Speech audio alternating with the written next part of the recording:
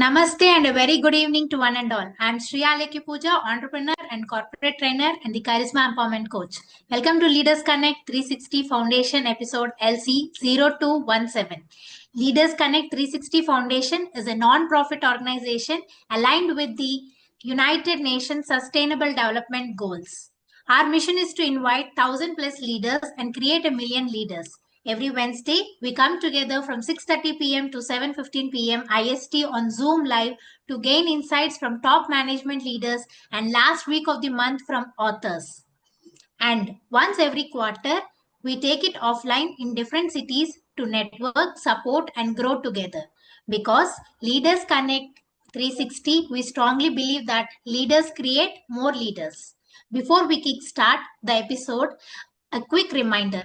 Please keep your videos on for an engaging experience. First time visitors, check out the WhatsApp, Facebook, and LinkedIn links in the chat box to stay connected and grow with us. This episode is being recorded for our community archives. Now let's set the energy high. If you are excited and ready for an impactful session, drop a thumbs up or a smiley in the chat.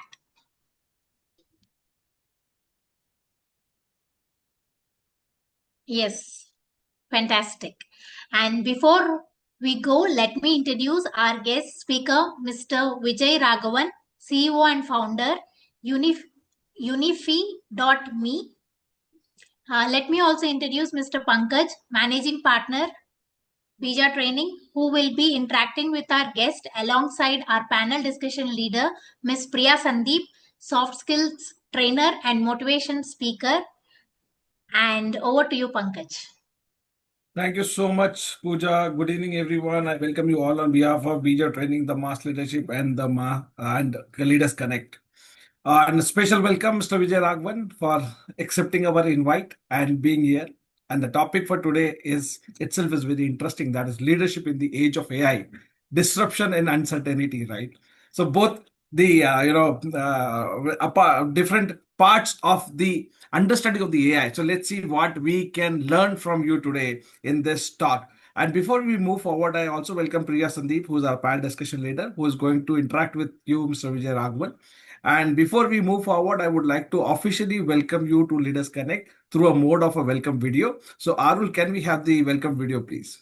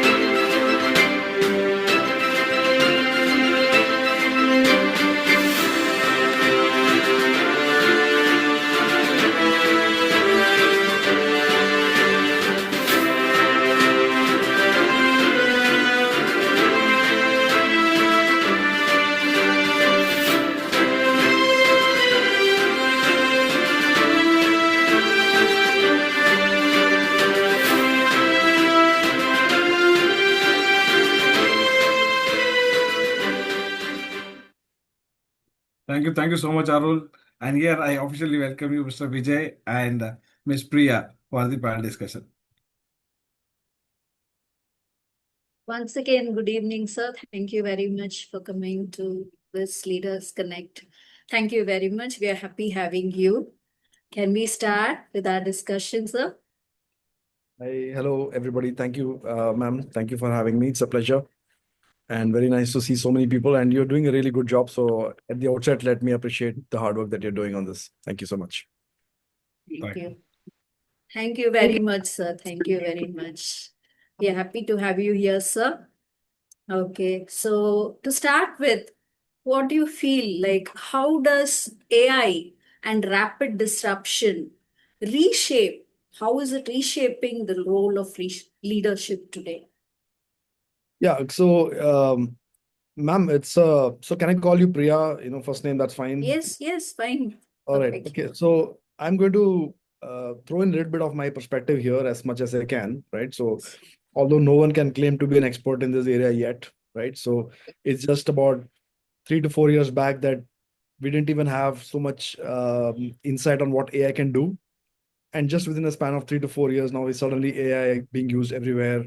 And now suddenly there's a big fear in the market. There's scaremongering, Right. jobs are going, robots are coming in. So I'm going to take AI along with robotics in a sense in the discussion, right? So, and I'm also going to invite all of you to have a little bit of a freewheel thinking, right? So kind of a model where we can inclusively put our brains together to see what the future can be. But I will Definitely. share a little bit of my framework thought process, basically built on some frameworks that I have in mind, and to see if that throws some more light into the whole question, and maybe it will benefit a few of you here. Okay, so let's take this question. So how is this AI reshaping already, or has it started reshaping, or is it going to reshape in the future? Right. So when we look at this question, let's also split this into maybe 3 time frames, right? The short time frame, the medium, and the long time frame, right? Uh, so by short, I mean because this world we know is changing so fast that the kind of technology development we have seen in the last 100 years, maybe till 2000, and the 100 years before that, we have suddenly seen it in the next 10 years. And the next development that we have seen is in shorter cycles of 5 years, right? And we had suddenly chat gpt come into the frame in 2020 21. I remember in 2019 we had given a presentation to Stanford AI department on an AI model we had built on patenting, on AI in the use of patenting. And we were very way off. We were far off, right? Even Stanford with all its AI intelligence was a little way off. And then suddenly chat gpt came onto the screens, scene, and then you had so many more, DeepSeek and so on and so forth. And what you think was impossible 3 months back suddenly becomes more possible in less than 2 3 months. So the speed at which this is moving is very astonishing. So the time frame that we are going to think about for the short, I would have said 5 years, but I'm not going to say that. I'm going to say 1 or 2 years, right? The short time frame is 1 or 2 years. The medium time frame is maybe about 3 to 5 years, and the longer time frame is about 10 years, right? There was a time I remember 20 30 years back, we used to speak in the industry and we used to design strategies. We used to put strategies for 10 years, 20 years, 30-year time frames, right? That's not going to work anymore, right? So the first thing is the speed, right? And the way that I look at it is that, as I said, that the kind of development we have seen, it looks like maybe 2 to 300 years of development has been crunched into maybe 5 years. And we'll see more of this happening, right? As we go along, right? A little scary thought, but not to be scared too much, I would say. But eventually this is going to happen. But what we can sense really is that it's moving really fast. So I remember our Prime Minister Modi making a speech in the US somewhere and saying that AI cannot really generate certain things, right? And he had mentioned a few things. And within a matter of few months, those things are also possible, right? Now you have full complete movies being generated out of AI with no human intervention. You wanted to create a website, it used to take a few months earlier. It's now not even an hour, right? So that's the power of this whole thing. And obviously, along with this change comes a lot of disruption, right? And along with disruption, you would see a lot of chaos, right? And entropy, right? And how do you navigate through all of this is the bigger question. So as I said, let's put this in certain frameworks and see if any of those frameworks work, right? So the first framework is the structure versus management. Right? Structure on the x-axis or y-axis, whichever one you like, and management level of intervention on the other axis, right? So it's a 2x2 framework, if you will, right? 100 years back, for example, what were the kind of organizations that we could think about, right? And let's not even go that back. Let's say 50 years back, which were the top organizations that you could think of? So immediately we would say, hey, let's do GE, for example, right? So a company like GE is a great example of a successful company. It's an American company doing very well, managed to ride the wave, from good to great and all that excellence frameworks that they founded. So how would you map GE, for example, right, in this whole thing? And then you look at it and say, hey, GE was a highly structured organization, right? So it's high on the structure, right? And on the management side, you would see a heavy lot of management happening there. There's a lot of micromanagement also happening there, right? Jack Welch himself is pretty much rumored to be a micromanager at many levels, right? What is the kind of organizational structure they had, right? It's a very hierarchical-led organization structure with a lot of micromanagement. So you would say high in management, high in structure. And what's happening 30, 40, 50 years down the line is your structures are going away. And, consequently, your management layers are going away. And what's happening is also the level of micromanagement you're doing is going away, right? Small anecdote, when I was heading strategy, one of the asks of the CEO would be, hey, I need this remodeled and I need a new model on this, take these assumptions, change these assumptions and come back. And we would take a week and it would be the next management meeting, next Monday that we would present, right? How long does it take now? It's just a matter of few minutes, right? So, and now the other part about this is that how you're turning AI into agents. So obviously with this kind of a change, which is happening in organizations, and we will look at it, organizations, it's not fair to look at organizations, all of them as assuming one type of organization. You should look at them as manufacturing separately, look at a knowledge-led economy separately, like BPOs and KPOs, look at your IT organization separately, and then take the lens and look at them on how they are currently in terms of structure and management. And you would get a fair idea of how this is going to evolve, right? So in my view, to your question, how is it reshaping? Already, I can see structures falling away. And the second more important thing which is happening is that people aren't really thinking very long term, right? So, if you remember in the 1960s, 70s, the framework called the Strengths Finder, right? I don't know if you know this, but Donald Clifton and Marcus Buckingham made this seminal research on what are the leadership strengths, top leadership strengths, right? They went around and interviewed about 1 million people, million leaders. Gallup did the study, right? And out of 1 million leaders, they came out with 34 strengths, key strengths, and said, oh, look, all these leaders have these great strengths. Now, if you now go back and, this question you have asked me, but it stumped me a bit when you shared the question earlier also, I should say this, because I kept thinking, what has really changed? And I went back to this model of 34 different strengths, and I'm now trying to figure out which ones are actually changing. And I can seriously see a couple of them marked differences in a few of them, right? So for example, out of these 34 strengths, strategic was a strength which was way up there. It was the tier 1 strength. Now you ask yourself, or if you go and ask any leader today, how strategic can you afford to be, right?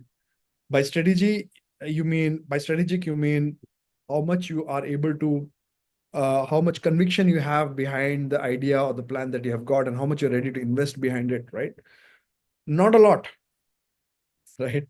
It's not a quite lot, because companies themselves aren't really thinking very long term, right? In certain areas, of course, traditional models will continue, they will think long term, but there are certain areas where the new age economies, etc., aren't really thinking too longer term, because they really don't know whether should I go a store model, should I go for an online model, should I do a quasi, should I do hybrid, how many feet on the street should I place, should I not place, should I do all agentic voice based sales models, whatever, right? So there is a lot of disruption in the minds happening and churn happening.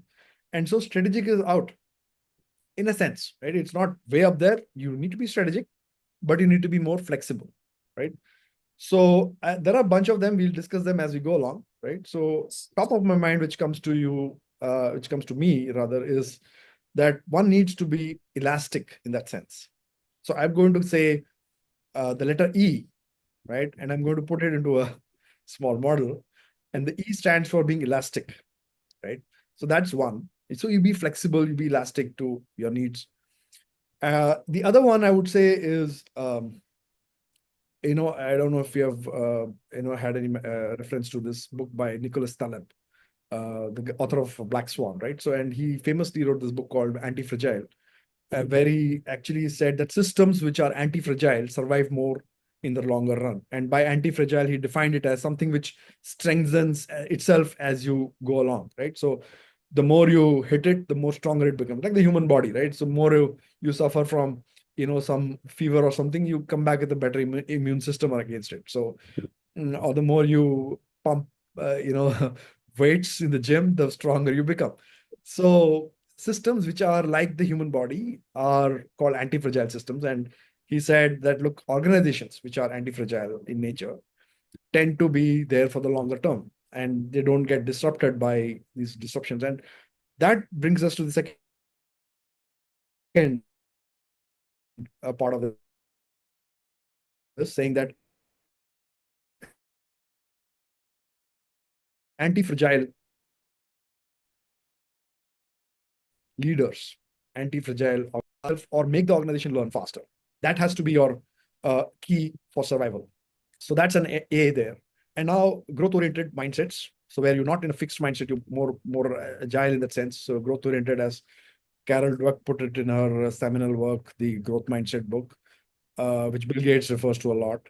So being growth mindset oriented there, so that you make your organization growth oriented, right? And so not a defeatist, but a winning attitude there. And ethical is one of the very important things here, being ethical, right? So leaders would face this question going forward all the time. So they're going to say, look, I have got this team of 50 people. Should I replace them with AI agents, right? I can save X amount of money there. Now, how ethical is it for the organization in the long run? Is it an ethical decision? No, I mean, that's just not just an ethical decision. It's also a rational cost optimization decision. But let me give you a real life ethical question. For example, I have built an AI agentic voice agent to do sales, and it calls you and says, you pick up the phone and it says, hi, Priya, I'm so-and-so, and I'm calling you to understand whether you like this product or that product. And you have no clue who it is, right? In the way things are developing, there is absolutely no way. And I have been hearing all these agents there, and there's no way you can make out it's an AI agent, right? Now, would you disclose this to your customer, saying that you're talking to an AI agent at the very outset? If you do that, the risk of you losing the customer is higher, because people still don't trust agents or AI. If you don't do it, you're going to lose money, right? Because you've got to put in people, right? So as a leader, how ethical are you going to be about this, right? And I see somebody from the group has said true. These are real challenges that leaders are going to face very soon, right? Everywhere. So I can today automate a whole lot of things, including maybe this conversation. Right? Technology has developed so much that you can actually make yourself. Priya sitting there is actually not a real Priya, but a virtual agent out there, right? But really, how ethical is it to be doing this, without disclosing it? So leaders going forward are going to be facing this question, and the real challenge for a true leader is how ethical they are about these questions, right? And finally, you would come back to saying, okay, so you got an A, you got an E, which I said in elasticity, right? You got an A out there, which I said, what did I say your A was? Anti-fragile. Anti-fragile. Yeah, you're right. Good. Thank you. You got a G, which is a growth oriented, right? You got another E, which is an elasticity, right? So now you're left with, are you eager to hear the full word? Ethical. Another E is ethical. Yeah. No. So what is the last? There's the last word out there.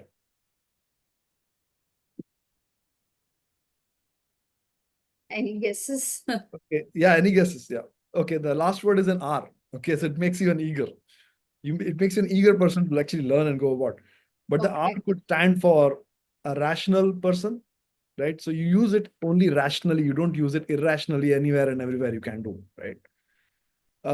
You know, of course, it could start for lot of things like being resilient as well. But I would say being more rational about it, fits the bill.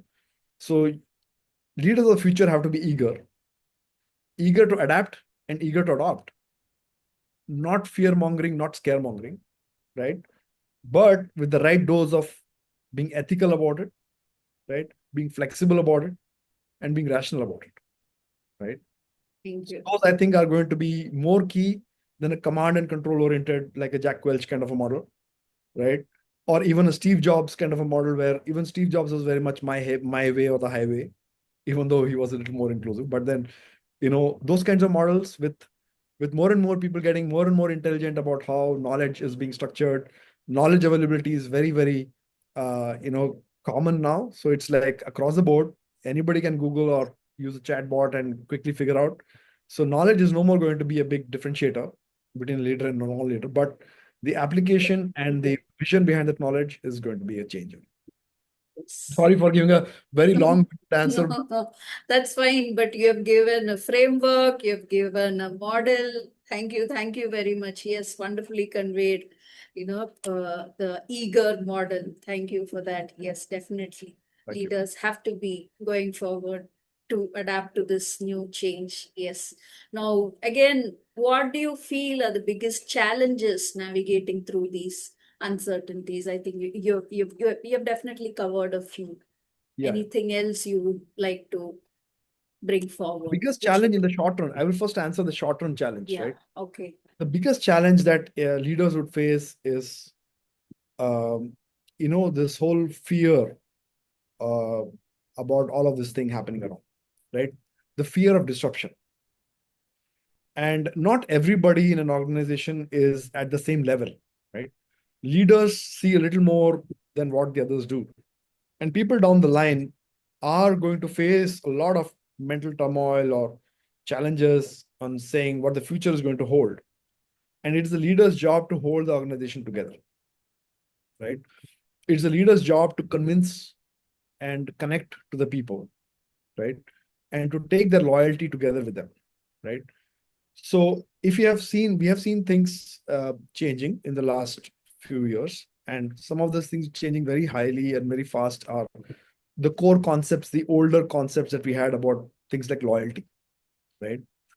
So earlier in those days, you would be proud to say, "Oh, look, my dad worked for ONGC for 40 years and 50 years and, sail for, 50 years or 30 years, 40 years, whatever that was, right?" So and then they would feel proud, I was a government servant, I worked in a PSU, I worked in a corporation, so even I worked in Wipro earlier, and, this whole thing about Wipro used to be how loyal you are to the organization. Even Wipro used to pride itself saying that, look, people who left us and gone have come back after 5 years, and look how loyal they are to the organization. So those were the good old, I would say, value systems.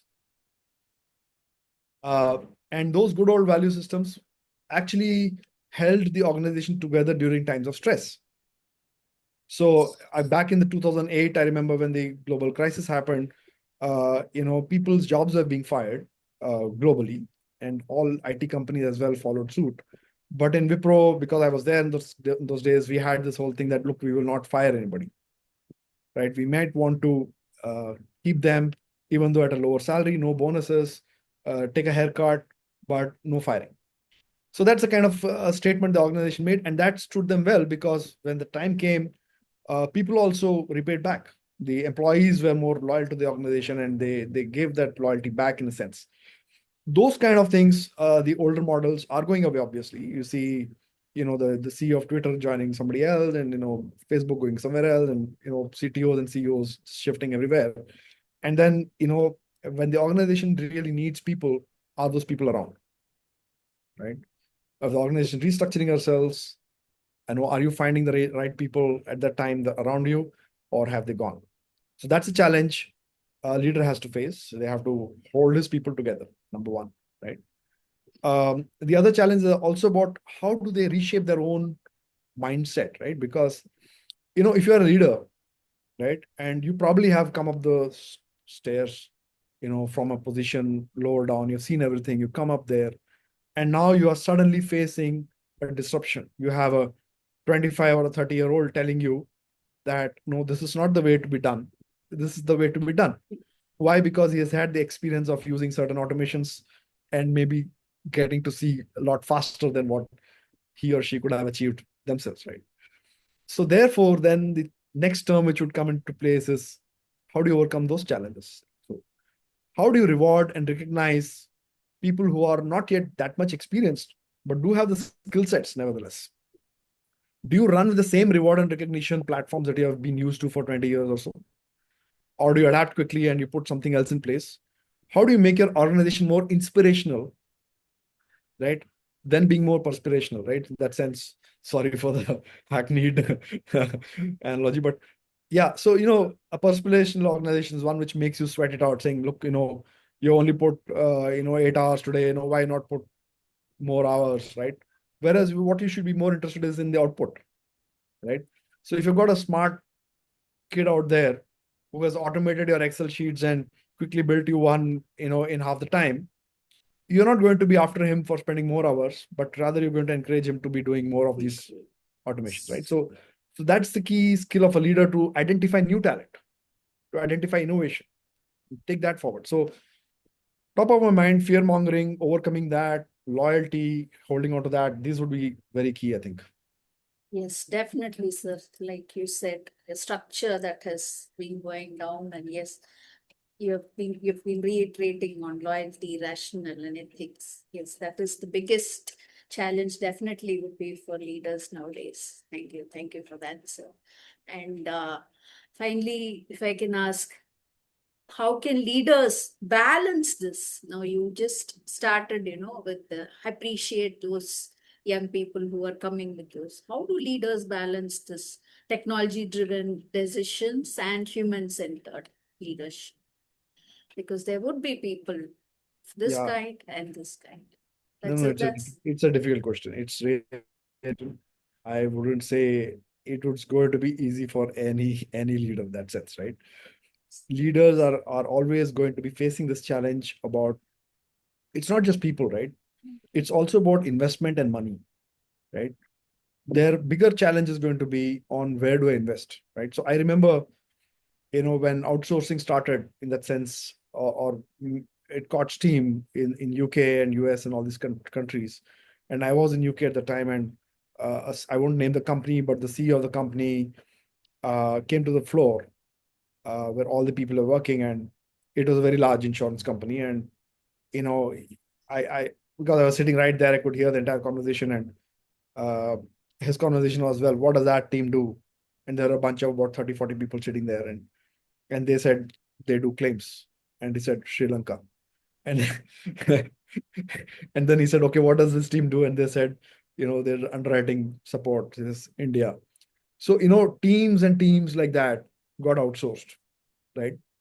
It was very much shocking to me to believe that a large organization, which was the second largest in the Europe, etc., could take decisions like that. But I'm pretty sure that maybe there was some thought behind this as well. But I overheard this personally. So I had this saying, all right, so maybe they had taken a decision, and then now they are maybe putting the final nail on the coffin. But outsourcing happened this way in a large sense, where decisions were really taken, instantly, or maybe with a larger economic sense in mind. Leaders will continue to face such challenges. And how do you take, because there was a time when now you could not survive anymore without being cost optimal, right? So there is a question of survival. So now organizations are going to be facing the survival question, right? You have, let's say an e-commerce distribution company, or any other sort of company which is having a lot of people around it who are doing the job very fine. But now a new upstart company comes up and cuts down the costs by a major way by using certain technology, right? How much time are you going to spend in the market trying to run with the old model, right? Or how fast can you adapt to that and find newer opportunities to grow with your existing skill sets, right? So those are certain real challenges.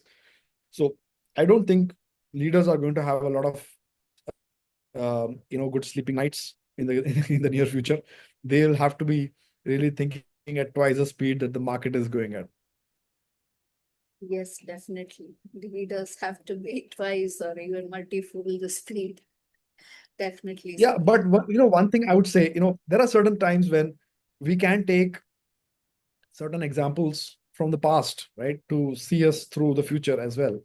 So, for example, when disruptions have happened earlier, right, companies which stuck to the old value systems, right, old value systems of being high integrity, right, transparency and fairness, right, those kind of organizations we can see them. They have always survived, right? So they have stayed back. They have done that bit, right?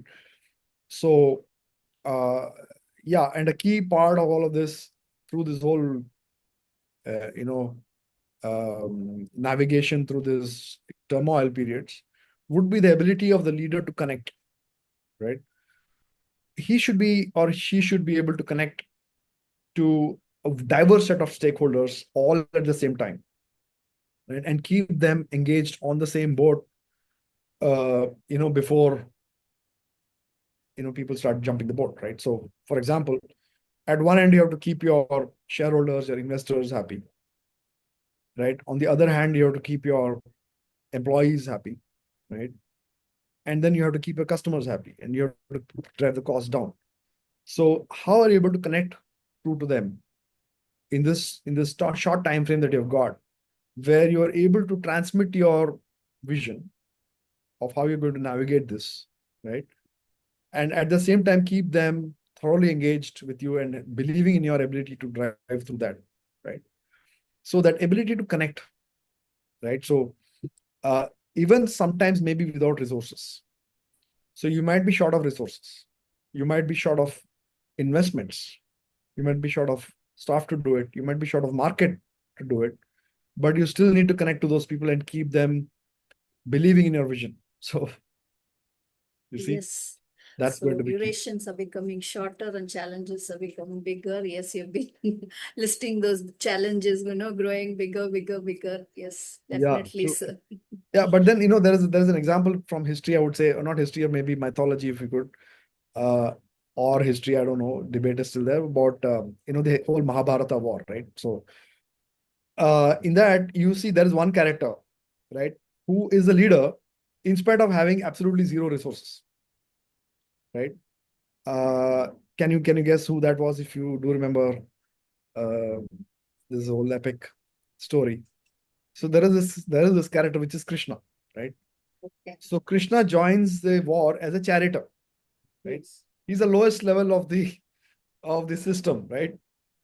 He even doesn't hold any weapons, right? So for that matter, so a charioteer is like a weaponless entity out there, but he guides the whole thing without resources, right? So the management lesson that we learn from here, or leadership lesson, is how do you navigate an organization during those times when you are short of resources, and you're almost always going to face time. If you're a leader in an organization, you're almost, whether you're a top level leader or a medium level or a low level leader, right, mid management or whatever, right, you're going to be given tasks which are going to say, okay, do this, but then you're going to say, where are my resources? And then you wouldn't have any, right? And then you still have to deliver, and then you still have to keep the faith of everybody around you on you, right?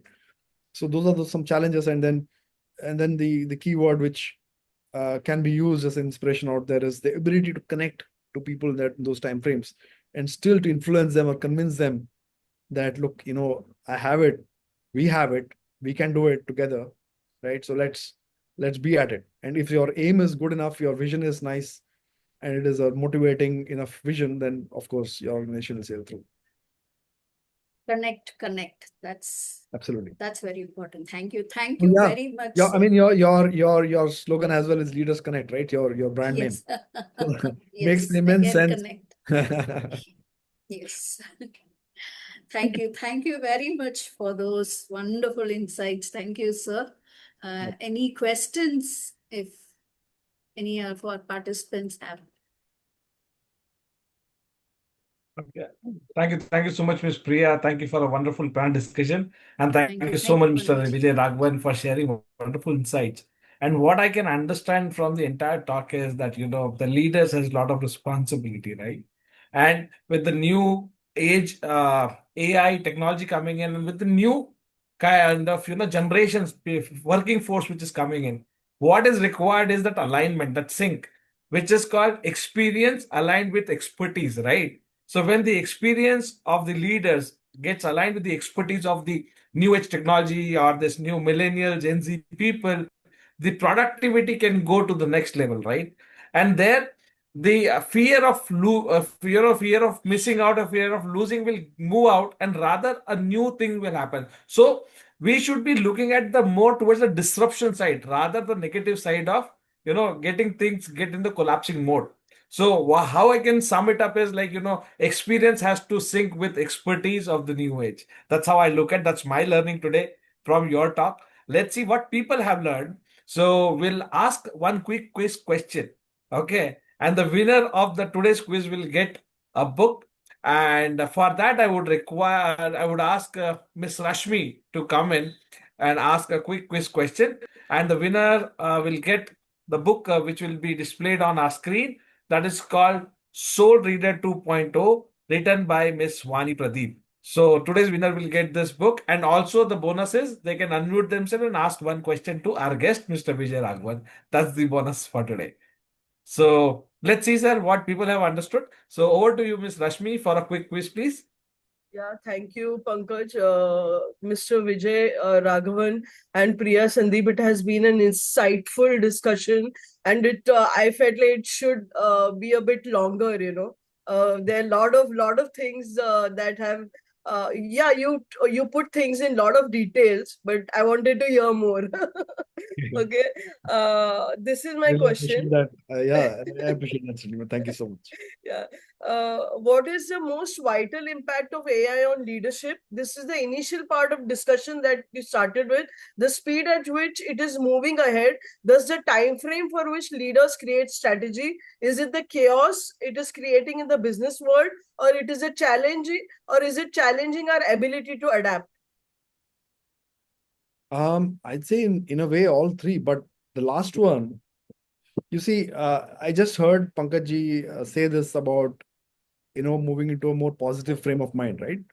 So the second one, the chaos that it is creating in the business world, could be for the good as well, right? So let's not all take that very negatively. But then the last one is that our ability to adapt, right? So why I'm saying this is because I have been with some leaders in the recent past, and I went through a recent AI workshop, and I was pretty surprised on how fast things change in just 3 months. The same workshop in 3 months had to redo its entire syllabus, right? So whatever they said 3 months back is not valid anymore. But organizations aren't used to this kind of a speed, right? So, for example, if you have today decided that you're going to do a Zoom seminar, and then within just a few months you decide that let's not do Zoom seminars anymore, that's not really going to help you put some strong plans on the ground, right? You need to put some more foundational layers before things start moving. So the speed at which our ability to adapt itself is certainly slower than the speed at which AI is building itself. And say AI is building itself in a sense because the engines have started. There's a momentum. It's rolling down and it's catching steam as it rolls down. It's the momentum is gaining very fast. So we need to figure out how do we adapt faster. So that's going to be our challenge. Yeah. So we put it as 3 as the right answer. Absolutely, my way. Okay. Okay, 3. So who's the winner as per Giri sir you, is the Rashmi? winner. Giri sir is the winner. Oh, Giri answer. So Giri sir, you are the winner for There today's are two of them who quiz. said, okay. Yeah, Giri- first Giri said. But it's fastest finger first, sir. Whosoever answers first, Correct. he's the winner. So Giri sir, you also have an opportunity to unmute yourself and ask a quick question, please. Arul, please do the needful to Mr. Giri, okay? So Giri sir, you there? After 2 years, I got. Sir, your voice is low, sir. Am I audible? So very low. Your voice is very low. Now it's audible, I guess. Okay. Yes, Giri sir, you can proceed. Yeah, please, Am sir. I audible? Yes. Yeah, very much. Okay. 2 years now I got the book. That is the biggest challenge. Anyway, since I lately joined, but anyway, I love to hear so many insights about the panel discussion. And one thing is, I am connected. My Vijay Raghavan is my brother. That is one thing I connected with you. And Priya Okay. always asking lovely questions. And Pankaj sir, that you told that experience with the expertise. Since I was not in the complete of panel discussion, I have no questions. And as you told Mahabharata and something, this Krishna and something, you can talk more about management lessons. What Krishna has told. Sure. Oh, Thank you, Giri sir, for sharing your views. So I believe, Rashmi madam, you want to say something, right? You have raised your hand. Yeah, I had a question actually. Yeah, please. Yeah, sir, I am very curious about this. We always talk about vision. Now, that's in the long run. And like John Maynard Keynes said, we are all dead in the long run. How valid is vision for the young people today? Do they really? Because we don't stick on to a job for a long time. Those people are not there when we need them. So how do we tell them that this is the vision you identify? Then it is very self-negating. I mean, they will not stay for long. Then what vision are we talking about? Yeah, so one of your vision can be to be for example, one of the companies, leading tech companies, has got a vision to be the most innovative company, right? That's Apple, right? So Apple's mission line goes somewhere like being the most innovative in the genre that they are in, right? So now they're not saying that, look, we want to make Apple as a MacBook or whatever, iPhones or something, because products can keep changing, but their whole mission is to be more innovative in what they're doing. Okay. So you certainly can be visionary around where you want to go. For example, if you're in the leadership development space, then AI or no AI, your vision to be the best one or the most recognized one in this space, that will hold for the long term. Right? That's not going to go away. How you deliver? So then I will, sorry for this, but then, Rashmi, your question brings me to a very, very useful framework that I learned. And many of us have heard of this, nothing new, which is the Simon Sinek popularized this thing. It's the golden circles, right? So if you remember the golden circles, the why is in the center, right? And the how you do whatever you do is around that, and then the outermost layer is your what you do. So the what you do is you train people, you hold seminars, right? Yeah, and then the how you do it is you do through Zoom webinars and connecting one to the other and bringing leaders on the forum, etc., etc. But the why you do it is something even more essential to you, right? And that to you carries on for a longer time, because maybe your deep inside value system is that, look, you need to generate more leaders in the industry, or this country needs more leaders, right? But there's something more deeper and bigger around the vision that you hold, right? That's not going to change. The how may change. You might one day want to do all classroom seminars. You may one day want to do, invite everybody and train them, put them through an MBA that you've structured out. It's up to you. But then the why you do it is something which stays for a much, much longer time. And that vision will never go. Right? Does it Thank you so much. Yeah, it does answer my question. Thank you. Thank you so much. So now the room is open for 2 quick questions. So anyone in the group who would like to ask question, please unmute yourself and ask the question to our guest. Sorry, Pankaj, I'll just answer Giriji's question Sure. because he did ask, so I think we should answer it back. Yeah, please. Mr. Giri, so one of the lessons that we can learn, I said, is about the ability to connect, right? Connect and influence people in spite of not having resources with you, which is one of the lessons that you can learn, right? And then we can go into it, but then if you analyze it, you will realize how he does that. So then, that's a really good management lesson there. Great. Thank you. So Giri sir, I hope you got the answer, right? Yes, sir. Yes, sir. Thank you. Thank you. So I believe Mr. Nikhil Verma would like to ask a question, right? So I Nikhil sir, over to you. have a question for Vijay. We are having so much of paradigm change which are taking place, the way businesses are happening, the way businesses will happen, or the way we are going to manage the businesses. Right. Can you give us few insights as to how and what the leader should focus on today so that they are ready for tomorrow? Good question. How and what, two things, how and what leaders can focus on today so that they are ready for tomorrow. Because it is so widespread changes which are happening, which is even shaking the basic foundations of doing business. Correct. With that, my question is, thank you. So absolutely. No, so it's a very good question. So, because whatever is in the future, we really don't know. But then what can we do today about this, right? So that's one of the things in the acronym I said, which is the ability to learn, the being very adaptable about learning quick, right? Every leader out there, whether in an industry which is traditional or non-traditional, right, must go through some kind of a master class or some kind of a workshop or whatever, or some program to learn what all AI can do today, right? Many of them that I speak to are yet unaware. Okay. And so when the tsunami hits, they're going to be unaware. So, look, a tsunami is going to come. And then, you have a choice. You can be aware of the tsunami coming and you can be ready about it. Or you can be blissfully unaware and think that no, nothing is going to happen, right? So India has a very much of a chalta hai, dekh lenge attitude, right? And even leaders to that sense are saying, look, I'm making business. I've got a 45% EBITDA. Things are running fine. My model is a agri model. It's a commodity business, right? So where is the disruption here? I don't see anything here, right? My dad's been doing it. My grandfather's been doing it. It's been a industry which is resilient to all of these things. Nothing will happen.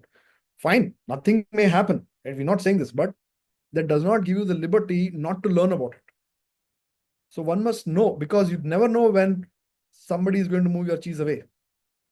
Coming back to the who moved my cheese paradigm, right? So yeah, the cheese is going to be moved away, right? And it may not happen today to you, but it could happen tomorrow. So what's important right now is to go sign up any masterclass or tons of YouTube videos on what's happening, and then you'll be surprised what all it can do, right? So I went through a lot of demo sessions on, how it can do a sales call, right? How it can actually create entire. So today you give me, I can create an AI agent out there, which goes through LinkedIn's top, popular posts, and then create my own, podcast in my own voice out of that, post it as if, and I can be sleeping all the while. True. Right? So, this kind of disruptions are there. It's already happening, right? And some people are taking advantage of it. Are you going to be one of them who's going to take advantage of it, or you're going to be sleeping your while away? So, the real thing today you do is at least go and learn what's happening out there. Right. Perfect. Does So it I hope answer? Nikhil sir, you got the answer. Does it answer your question? Yes, thank you very much. Okay. So do we have anyone else who would like to ask question? Or can you please check in the room if there is anyone, or else we move forward? We'll move forward, Pankaj. Okay, so fine. I would like to call Miss Ishwarya, Dr. Ishwarya, for the summary. So over to you, Dr. Ishwarya, for the Yes, summary summary. from Mr. Nellai, yes. Oh, the Nellai is there. Okay, sorry. So Mr. Mr. Nellai has been one of the summary leaders. So happy to have you, Mr. Nellai, to summarize today's session. Yeah. Good evening, sir. Good evening, one and all. And thanks to Bija Training for this opportunity as a summary leader. And dear Mr. Vijay Raghavan, sir, and truly insightful perspective of the leadership on the age of AI disruption. And your points were both thought-provoking and impactful, sir. Thank you. And on the summarized key points, and on the AI disruption and speed, AI is advancing astonishing speed. 5 years progress now in 1 to 2 years. And from ChatGPT to robotics, and developments are reshaping the industries rapidly. Leaders must prioritize agility and quick adoption.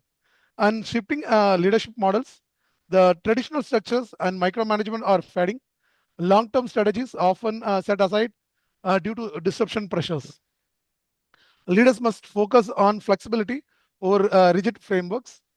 On the qualities of future leaders, elastic, adaptable, and flexible in uncertain times, and anti-fragile, grow stronger from challenges and disorder, and ethical and rational, ensure fairness and responsibility in adoption, and growth mindset and eager to adapt, embrace continuous learning and innovation.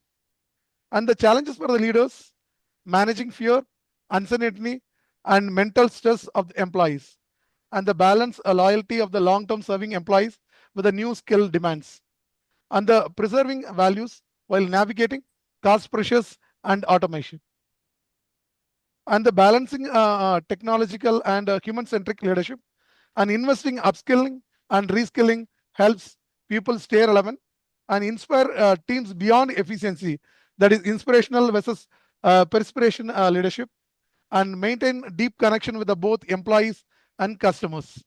Like Krishna in the Mahabharata, guide people with a vision even when resources are limited.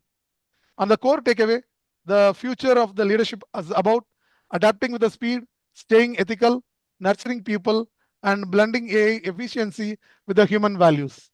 Thank you, sir. Awesome. Thank you so much, Mr. Thank Nellai, you for the. so much, Mr. Nellai. So that was a very good summary. So, thank you. Just one small correction. I've put it on the chat. So the acronym I give is EAGER. Right. GER. So it's already on the chat. So, but overall, thank you for the brilliant summary.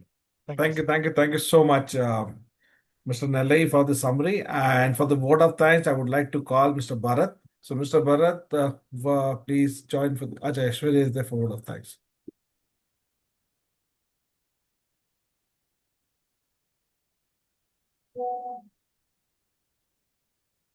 A very good evening. Hello, everyone. Good evening to one and all. This is me, Dr. Aishwarya, a corporate trainer, 360-degree assessment specialist. Getting knowing what we need before we start plays a vital role of leadership in the age of AI disruption and uncertainty. First, let me quickly share once again the purpose of this thriving leadership community. Leaders Connect 360 Foundation is a non-profit organization aligned with the United Nations Sustainable Goals.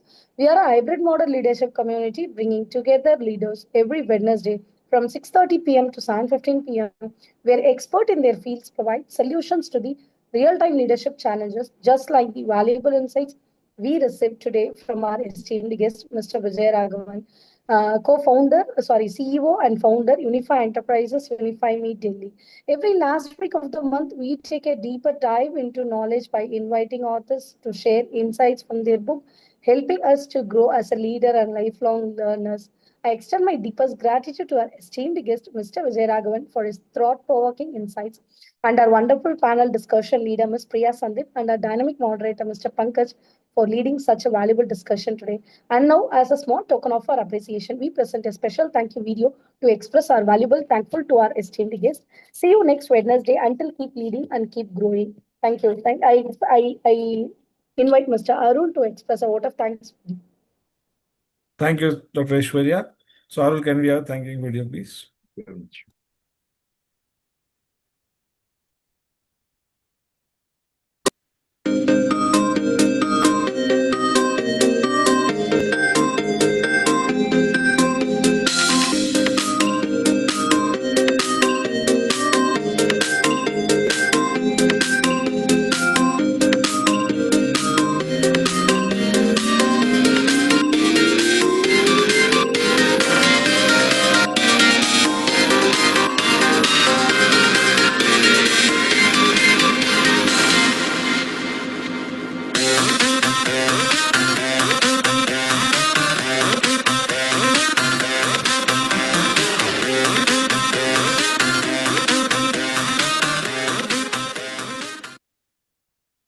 Thank you, Arul. So, Vijay sir, thank you so much. And we wish you to be part of this community. And we'll connect over LinkedIn and we look forward for your support. Thank you so much, sir, for being there. My pleasure. Thank you very much, Mr. Pankaj. Thank you so much. Okay, Thank you thank you for so all much. the organizers, Arul, Rashmi, and everybody. Thank you so much. And it's been a pleasure. And thank you for the questions as well. Questions are very enlightening too. I hope I could throw some light into this whole thing. So my small views, whatever they were. Thank you very much. It was awesome, sir. Thank you so much. Over to you, Arul, for the networking. Thank you so much, sir. Thank you, Pankaj. So from my side, thank you, Vijay, sir. It's been a short notice. You joined us today for the episode. Thank you so much for the participation. And we all got a nice insights from you. Thank you so much. So now we will be having a small networking with our members and visitors. So if you have if you're okay, you can be a part of the networking. Or if you have any commitments, you can proceed, sir. Yes, Vijay, sir. If you are okay, you can be the part. Or if you have any commitments, you can proceed. Okay, sure. Thank you so much. Thank you for your time. Have a great evening, sir. Thank you so much. Bye. Thank you, Vijay. Thank you. Okay, great. First of all, I just wanted to thank our team, Priya ma'am, Rashmi, Pankaj, Aishwarya, and Nellai sir. Everybody, thank you so much for the support for today's episode. It's been a nice episode. And from Nikhil sir, is Nikhil sir here? Nikhil sir. Okay, Nikhil sir is not here. So Nikhil sir is the guest reference is from Mr. Nikhil sir. So we had one more guest of honor actually. He was not able to join with us for this week. He's having a personal emergency. So we requested Rashmi ma'am and Nikhil sir actually. So Nikhil sir and we got one reference from Mr. Vijay. We got the reference and we spoke to him. He's happily joined. Accepted to be our guest of honor for this week. And Rashmi ma'am, we spoke to Krish sir actually. So Krish sir, he referred one more person. So she will be our one more guest of honor upcoming week. Thank you, Rashmi ma'am. You're on mute, I guess. Is she Lynette Dave? Her name is Preeta actually. Preeta, okay. Preeta is will be joining for the upcoming episode. She's not joining for this one. No problem. Even Krish was not available actually. That's the reason he referred one more person. Okay. And yes, Priya ma'am, thank you for taking up the panel discussion. We had 5 questions, but it was actually time was not sufficient actually. Correct, Priya ma'am? Good, nice. Imagine karo, अगर तुम एक कभी ना फूटने वाले पानी के ball के ऊपर खड़े. Pankaj ji, is that from your side, the audio? Sorry, Pankaj ji, we don't know Hindi. Sorry? The audio which is played from your side, Pankaj ji? No, yeah. Aishwarya, how was your session? Yeah, Aishwarya. It was wonderful. This was the first time I'm traveling with Prakash for the session. Super protective habits, unprotective habits, enhanced level of it. Super session. Thanks, Aishwarya. Thanks for sharing. And yes, before getting into this point, we have a new joiners for Leaders Connect. So one is Miss Janisha. Excuse me, Arul. Sorry for the interruption, Arul. Yes. Arul, I'm just gonna. Please. Even. Thank you, Priya. Thank you, Priya ma'am. Thank you, Rashmi ma'am, and everybody for taking the roles at the last time. Nellai sir, thank you so much for your kindly help, Nellai sir. Thank you, Aishwarya. Thanks for the support. Thank you, Priya ma'am. Thank you, Aishwarya. Okay, so now we have Anisha today. Hi, Anisha. Good evening. You're able to unmute, Ms. Anisha? Okay, I think she's having a challenge in unmuting. Thanks, Anisha. Thank you so much for joining. Arul, where is Aishwarya? Aishwarya just left. She is my accountable partner. See, she just left. She doesn't know. Huh? She just left actually. She is in Thuthukudi today. She is with Mr. Prakash. She's doing a program in Thuthukudi. Sir, am I audible? Yeah, you are audible. Yes. Then the accountable partner is very big question. Still, we have not contacted. I will ask her to contact the Giri sir. I apologize. Okay, thank you, Jocelyn. Nagarajan sir. Hi, Nagaraj sir. Good evening. You're able to unmute, sir. Stop the recording, Arul. Oh, thank you, Pankaj ji.